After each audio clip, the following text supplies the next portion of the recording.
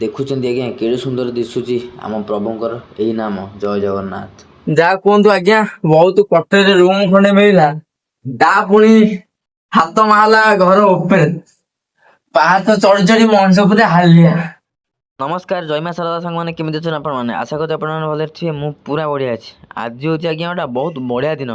କ'ଣ କହିଲେ? ଆଜି ହେଉଛି 20 ମାର୍ଚ୍ଚ ଶୁକ୍ରବାର। ଆଜି ହେଉଛି ପଖାଳ ଦିବସ।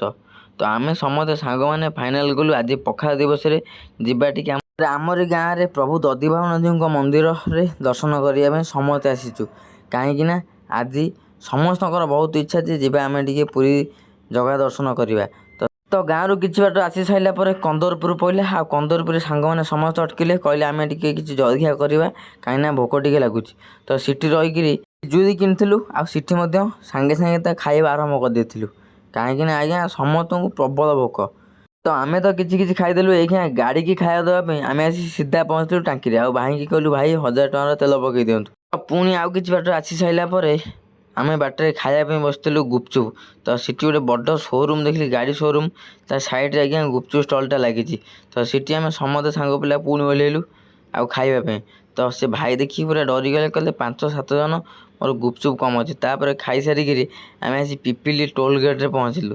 ତ ଟୋଲ୍ ଗେଟ୍ରେ ଆମେ ଟୋଲ୍ ଗେଟ୍ର ଫିସ୍ କାଟି ସାରିଲା ପରେ ପୁଣି ଆମେ ସେଠୁ ମଧ୍ୟ ବାହାରିଲୁ। ଚାଲନ୍ତୁ ଦେଖିବା ପିପିଲି ଚାନ୍ଦୁଆ। ଦେଖନ୍ତୁ ପିପିଲି ଚାନ୍ଦୁଆ ଆଜ୍ଞା କେତେ ସୁନ୍ଦର ଦେଖାଯାଉଛି ଏତେ ରାତିରେ।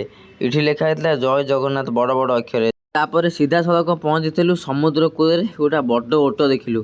ତ ତାପରେ ସେଇ ସମୁଦ୍ର କୂଳରେ ଆମେ ରୁମ୍ ଖୋଜୁ ଖୋଜୁ ବହୁତ କଷ୍ଟରେ ଆଜ୍ଞା ରୁମ୍ ପାଇଲୁ। ତା ପୁଣି 7 ମାହାଲା ଉପରେ। ଏତେ କଷ୍ଟ ଆଜ୍ଞା ଆଜି କୁହନ୍ତୁନି। କୌଣସି ଯାହା ଗୋଟିଏ ରୁମ୍ କୁହନ୍ତୁ ଖାଲି ଆଜ୍ଞା, ନାହିଁ। ବହୁତ କଷ୍ଟରେ ରୁମ୍ ଖଣ୍ଡେ ମିଳିଲା। ତା ପୁଣି ହାତ ମାରିଲା ଘର ଉପରେ ପାହାଚ ଚଢି ଚଢି ମଣିଷ ପୁରା ହାଲିଆ। ଓଃ।